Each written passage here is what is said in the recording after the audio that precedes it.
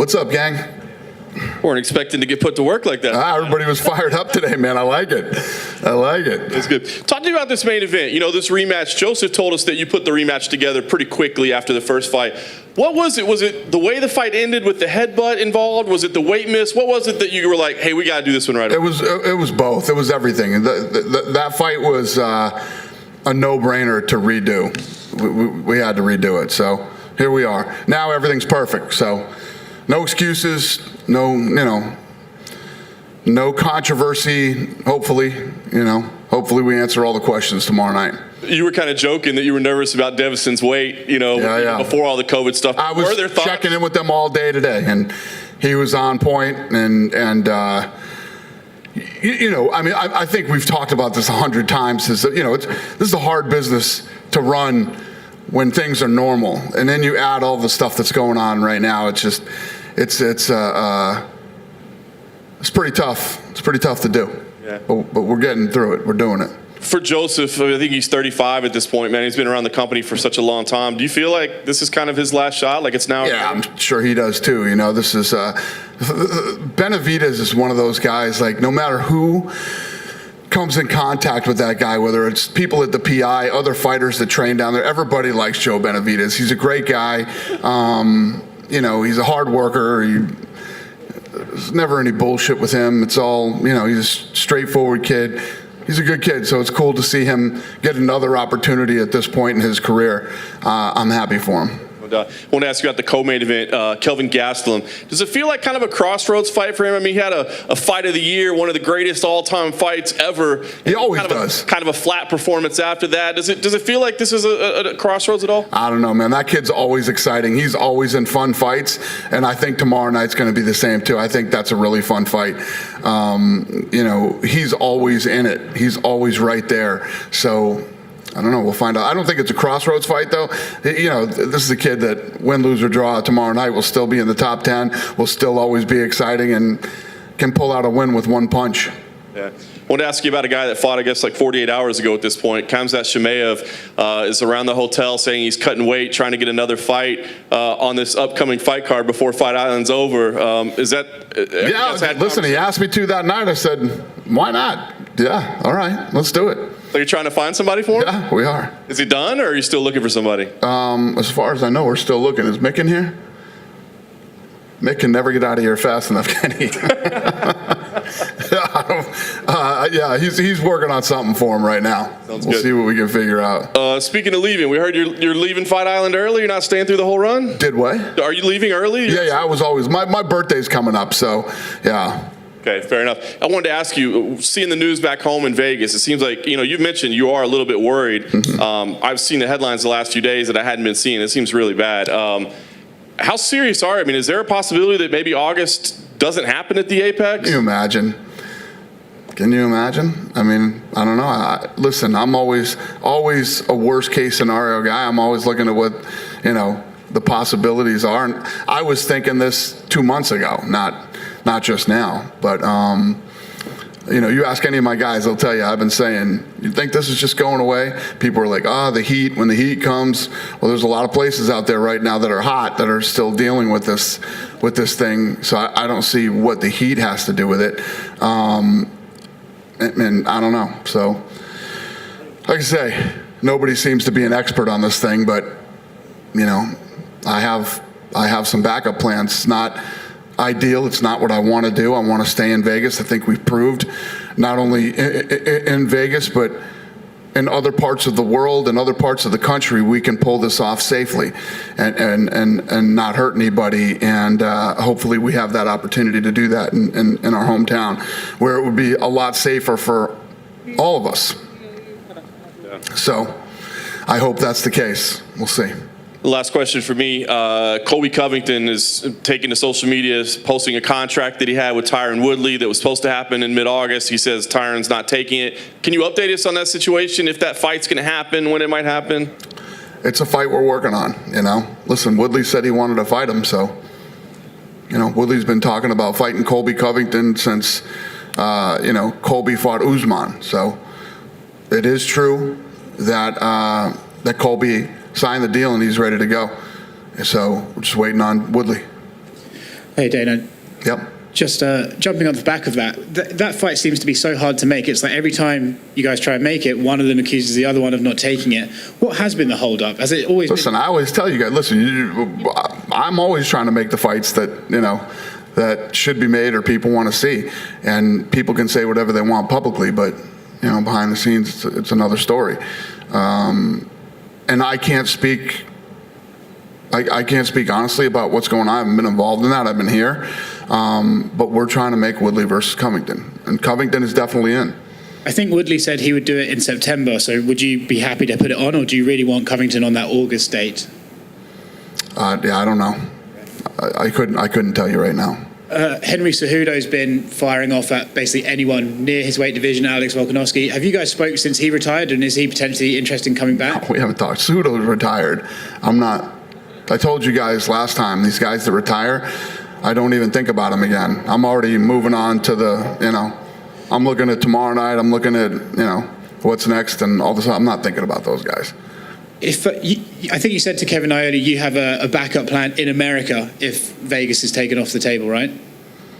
Say that again? Do you have a backup place you could go in the States? Yes. Would you, knowing what we have here in Abu Dhabi, would you just try and get your currently scheduled events in America done and then just come over here for the foreseeable future, or would you try and stay in America? Yeah, no, we're going to do a lot of fights over here. I mean, if you look at how many international fights we do a year, we do those here in Abu Dhabi, but, we have to do some of these fights in the States. It's be tough this is quite a flight. Yeah. Is there, with the partnership you guys have with Abu Dhabi, is there ever a limit you could see that they'll let you stay here for one time? Like, we've been here for a month. Could you potentially be here for 2 months? Just never leave. We all become Abu Dhabi citizens for the next couple of years. I don't know. Listen, these guys are great. They're incredible to work with. I literally couldn't say enough good things about this partnership for the last more than a decade. There's not one thing. I'd love to be critical about some of the things here and say, you know what? I think they could do this better. There's nothing they can do better. Literally everything has been perfect. When you look at what we're dealing with, the circumstances that are going on, this couldn't be better. There's nowhere else you're going to go anywhere where, the restaurants are the way that they are here, the hotels, the service, it's just not possible. These guys are the best at what they do. Hospitality, building things that weren't here to accommodate the events that they're doing. It's just nobody does it like Abu Dhabi. Last one from me. When we get back to the States, you've got Holly Holm versus Aldana scheduled, but there's only like 2 fights been announced for that card. Do you have the other fights booked, or is that something you got to go home and work on? Yeah. I told you guys, as soon as I get home on like Sunday, I'm going to be working on, all I get home Sunday, by Wednesday or Thursday, I'll have everything done till October. I'll have all the way up till October done. Maybe even November.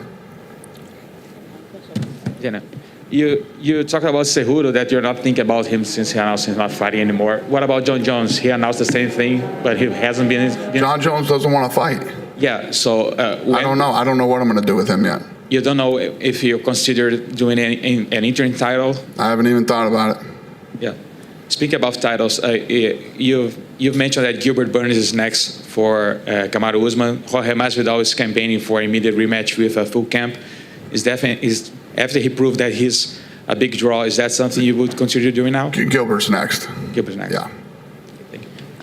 You were talking about the fights and that you have another plan if you have to change and not do them at the Apex. What about the Contender Series? Do you have a plan B? Sure. Yeah, no, that's a great question.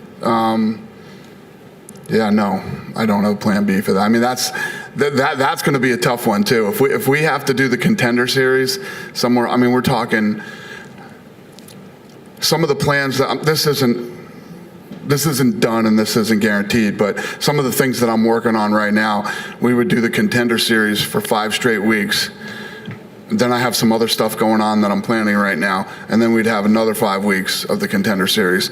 So, I mean, that would be hard to pull off somewhere. I mean, we'd literally have to go stay somewhere for 5 weeks to pull that off. So, who knows? I don't know, man. at the end of the day, you know that we get shit done and we make it happen. So we'll figure it out. But are you thinking about the Contender Series here in Abu Dhabi or in America somewhere there? About doing the Contenders, yeah. I mean, listen, if I have to go stay somewhere for 5 weeks and put on fights for 5 weeks, Abu Dhabi would be a great place to do it. But like I said, it's a long trip to, you know, I don't know the answer to that yet, but we'll figure it out. Thank you. Mr. White, when you think about how a fighter's nationality can help further develop that territory, how has someone like Manur Laziz come along at the ideal opportunity when you've got UFC Arabia and the partnership with Abu Dhabi? Well, How has someone like Manur Laziz, who's just beaten Al Hassan, has he come along at the ideal opportunity when you've got this partnership with Abu Dhabi?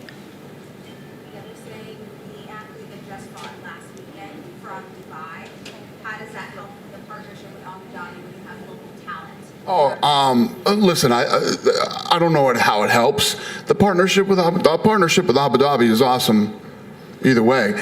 But, you know, when you have some local talent that does well, I mean, not just does well. I mean, that kid was a 4-1 underdog, and he went in there against a fucking beast and has a fight like the fight that they fought that night. It's very good for the region, you know. From what I'm told, that kid is very popular here. He's got a lot of support here in the region. And when you go on and you put on a performance like that as a 4-1 underdog, it's good for the region. It's good for, you know, the people who live here love that. So, you know, I wouldn't say that it does anything for the partnership, but it also shows that we've been here for over a decade, and they're starting to create some talent here. They're, you know, where it will be really big here is when a homegrown, you know, guy from Abu Dhabi or Dubai starts to fight and win and can possibly be a world champion someday. That's when you really, you'll really see this region go off. I mean, look at what Conor McGregor did for Europe. You know, if you look at the time that we spent and the money that we spent in Australia, now we have a champion from Australia and New Zealand, and the list goes on in different markets that we've been to. What did you say to Laziz after the fight? I just went over and said congratulations. You know, it's just, you know, the story is just mind-boggling. I mean, I'm sure you heard the story that night. My son's birthday party, and took a bunch of his friends to dinner, and this kid that's sitting next to me, Adam, is just terrorizing me about this guy. He was, because they live out here. Him and his family live out here. And he's like, I'm telling you, this guy's awesome. You need him. They love him in the area. It'll be big. It'll be this. I said, all right, kid, I'm going to do it. So I literally called Sean Shelby and told him to make the fight. And then to be sitting there, the first couple minutes, you know, we tell the story of how a 17-year-old kid made this fight, and then the first 2 seconds I was like, oh shit, yeah. And but it worked out, you know. Are you going to take any more recommendations from him? I might take another record. Yeah, that kid's a rock star right now. He's loving it. If you go on his Instagram, it's all about the fight and him making the fight. So it was pretty cool. It's a cool story. And the fight was unbelievable.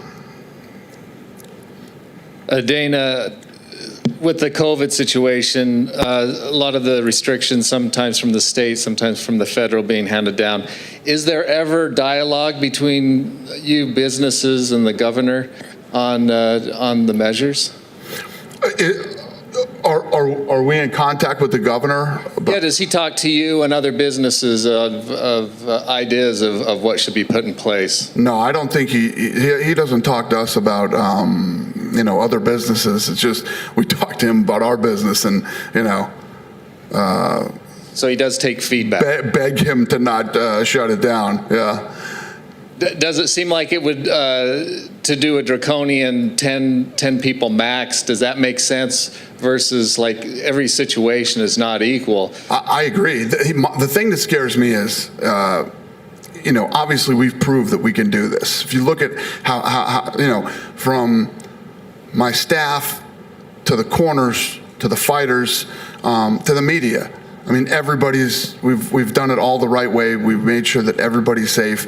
I'm just worried if the mentality becomes, if I shut these guys down, I have to shut everybody down, kind of thing. You know, that's more what I'm worried about than anything. I mean, there's no question that we can do this, and we should be able to operate out of the Apex for the rest of however long we want to. But I just hope that's going to be the case. Dana, you said that UFC has backup plan for August, but outside of Abu Dhabi, is there any other third option for the UFC, like any other country right now that could have UFC events outside of Abu Dhabi and US? No. How long have you been here? When did you get here? At the beginning of the month. Why would I go anywhere else? Why would I even think about going anywhere else other than Abu Dhabi? Maybe if you can't do events in US in August, are you coming back right now to Abu Dhabi? I don't know yet. It's just going to depend on what happens. Listen, we're definitely coming back to Abu Dhabi. Yes, I mean that's guaranteed. I said when I came here, everybody had this idea that this Fight Island thing was 3 or 4 fights and that was a wrap. That's not true. We're here to stay. As far as trying to find another venue outside of the United States, ain't happening. Why would I go anywhere other than Abu Dhabi? Abu Dhabi might end up becoming the fight capital of the world. Seriously, when you think about it. It's definitely not Vegas right now. And my other question is, Costa said that the fight against Adesanya is taking so long to have a done deal that he told the UFC that he would be open to fight for an interim title. Does that make sense to you? Is this true? He told the UFC that he would fight another guy. What's that?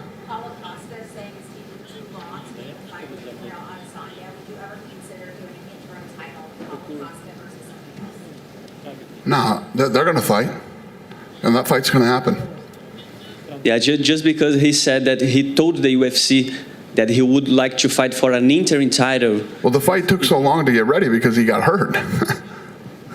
That's why the fight's taking so long. I mean, that fight was supposed to happen a long time ago, but he got hurt, so we've been waiting for him to get healed. He's better now, and obviously the world is batshit nuts right now, so we're getting everything lined up, but that fight's going to happen. There's no need to do any other fights. Good? Hey, Dana? Yeah? Thank you, guys. Hey, Dana. I just have a last question. Yeah. Given what you just said, it's probably not the best time, but would you have any updates for the UFC in Paris in 2021? Yeah, no. Bad time. Thank you.